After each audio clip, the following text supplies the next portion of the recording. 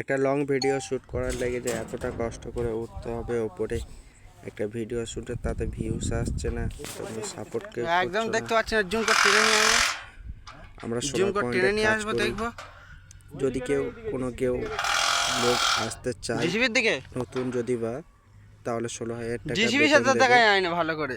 খাওয়া দাওয়া নিজেদের, কোম্পানি থাকার রুম দেবে। না, কাজটা হচ্ছে নাসিক রোড, জিসিবি ভালো করে দেখা যাচ্ছে না। শুধু নাট টাইট ট্রেন করার কাজ।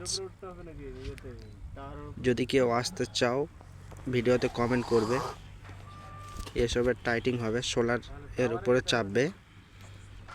যদি কেউ আসতে চাও আমার সঙ্গে কন্ট্যাক্ট করতে পারো। আর এই কাজটা বেশিরভাগ পাহাড়ি এলাকাতে কাজটা হয়।